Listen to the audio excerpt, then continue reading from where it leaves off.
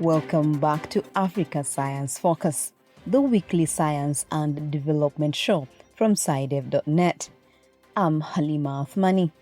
Several countries in Sub-Saharan Africa are currently facing currency depreciation. This is when the currency becomes worth less in relation to the value of other currencies.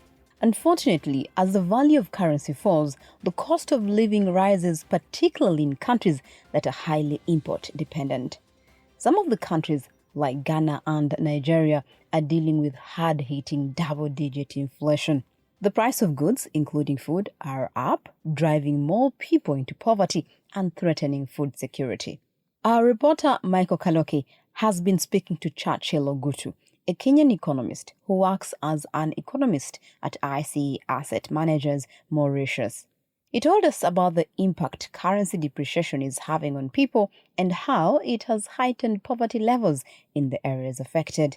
Remember that the monies are being paid doesn't necessarily increase in a high inflationary environment. So probably the salaries that you're getting last year when the inflation wasn't as there as it is still the same salary, but the cost of products have gone up, double, triple in some of the commodities. So it means that there's pressure on from a household level, at least to meet some of the expenditures. And remember, some of these expenditures are priorities, things like food. If the price of bread goes up, you don't have a choice. Probably you may not be able to substitute that particular bag of bread that particular household requires. So if it doubles, you really don't have much choice. So it means that a significant chunk of your household income is going towards priority commodity expenditure items such as food or probably even health care. So that obviously will have some negative impact on poverty levels. Remember, salaries probably may not even increase in tandem with inflation. So you find that there are a high number of countries which are getting into double-digit inflationary environment, and it's now leading to some dire consequences to households which probably are not able to navigate those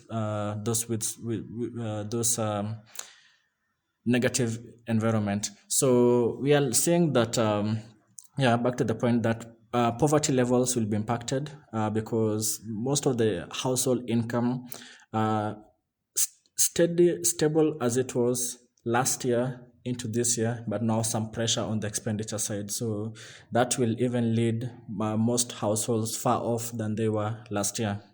What about food insecurity? What impact does depreciation of a currency have on food security?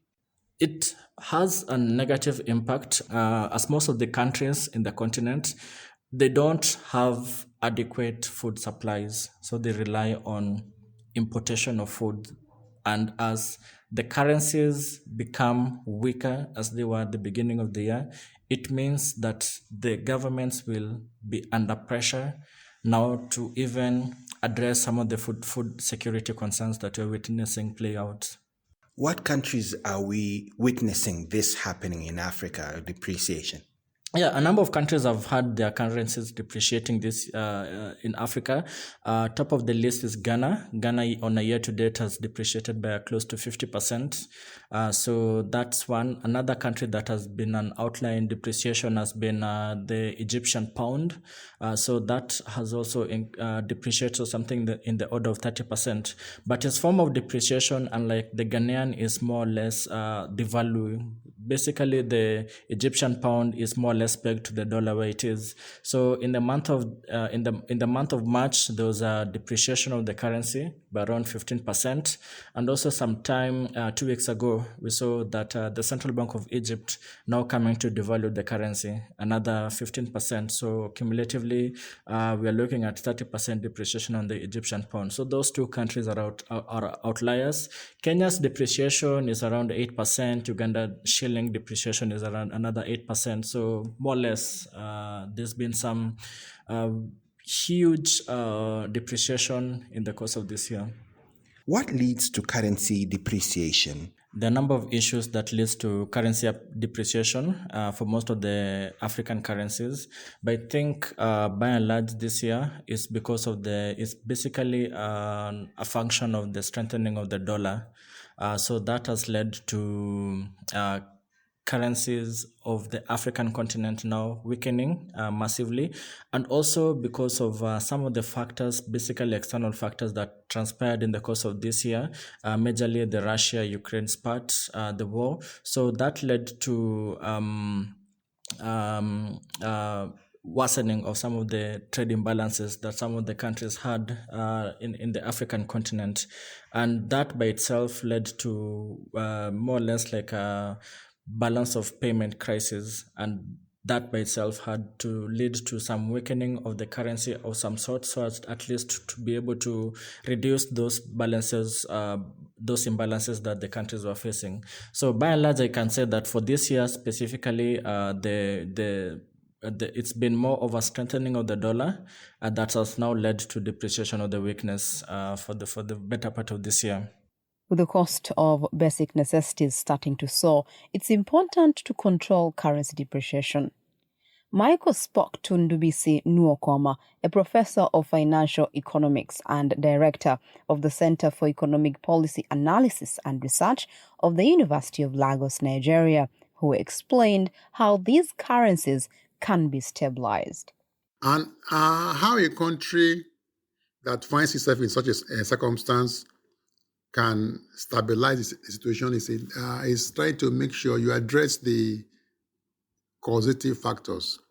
Like has been said before, what affects that are issues about the economic fundamentals. If you're able to address what causes the currency to depreciate, you can now be able to address the aftermath of its effect. For example, if you're able to put your economy in order, enhance production, make sure you're able to begin to push forward, push up the goal of exporting.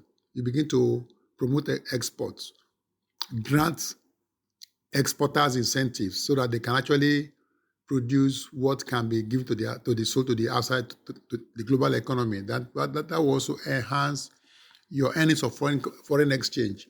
And when that comes in, that be able to make sure that your country does not have a recurring currency depreciation. Secondly, you take a look at your interest rate structure. If the interest rate is not conducive to attract foreign investments, then you need to take a look at that so that you will now be able to possibly jack up your monetary policy rate so that you can attract foreign capital. And when foreign capital comes in, that enhances your currency to beef up its value. And when you do that, you should also make sure you don't jack up your interest rate so far that it discourages local production. Because if you make capital very, very expensive, you tighten credit. If you do that, while trying to attract foreign exchange, you also need to know that it will make capital expensive for local production and would not promote economic growth. So you need to find a balance. When you're talking about increasing your interest rates to attract foreign capital, you also know that it has the side effect of stagnating growth. So you do a balancing increase or adjustment of your interest rate so that the differential between what you have abroad and what you have within the country is not too large to be able to cause any damage to your economy. Put your politics in order. That's another factor that is also causative. Put your politics in order. Address politics, because in every politics, there's economics. So if you're able to address your politics in every country, it's a way of addressing your currency depreciation. If the economy is stable, you're able to attract foreign capital. You have your elections, minimal rigging, whoever won is announced as the winner, and then there's stability. And then the country operates as one. It's able to enhance production of goods and services. That also has an effect on making your currency to be stable, and it minimizes currency depreciation. Then the risk. What are the risk elements? How does your interest rate relate to your inflation rate? Because if the return on capital is negative in the economy, then definitely that won't attract foreign investors or even encourage local investors, because in as much as you want to increase your interest rates, you must also benchmark it against your inflation rate, so that you don't have a case where you have inflation at 10% and your interest rate at 7%. So which means if you invest in that economy, you will earn 7% for every, or for every 100 units of the currency, but you lose 10%. So actually you have a negative return of -3. So you need to benchmark your interest rate with your inflation rate, so that the return on capital in that particular country will not be negative. In that case, if you're able to make sure as much as possible that the return on capital is higher than the interest rate, the inflation rate, then you're able to attract capital. And when you attract foreign capital, it helps to minimize the incidence of currency depreciation. And that is how you can actually come out of the quagmire. So, what can be done to prevent future currency depreciation? Back to Churchill Ogutu to discuss solutions to this problem. In the context that the factors that have led to depreciation of the currency are external factors, things to do with the US Federal Reserve's increasing their interest rates, the portfolio outflows. These are outside the ambit of the governments to control. So, there's nothing they can do about it here. But that notwithstanding, you're seeing responses by central banks in the region trying to address any potential spillover. For instance, a number of the central banks within the continent have started to increase their interest rates in tandem to what the US Federal Reserve is doing. And by that is a way of even trying to tame inflationary pressures within the economies, and also more or less lead to some form of stability in their currencies. So I think that the response right now should come from the monetary policy perspective, whereby the central banks are now trying to address any inflationary concerns, and by that they will be able to reduce even the demand for the imports, and slowly we could see the currencies going back to where they were, or some form of stability in the currencies. So that, to me, I think is what will play out.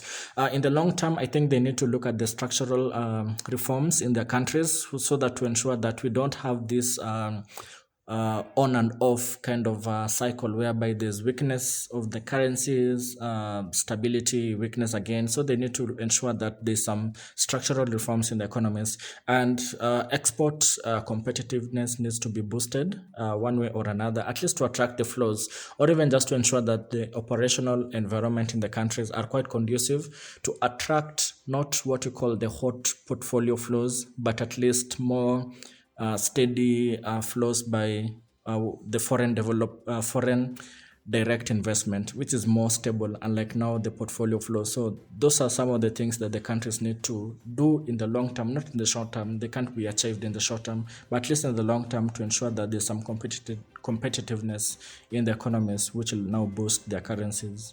That's all from us at Africa Science Focus today.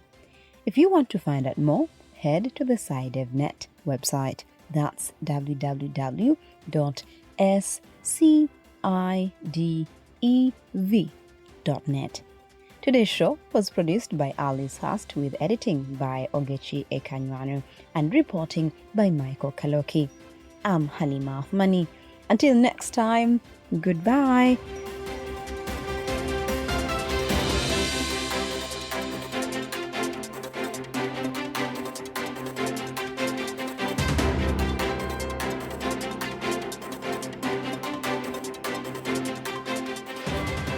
Africa Science Focus is produced by SciDev.net and distributed in association with your local radio station.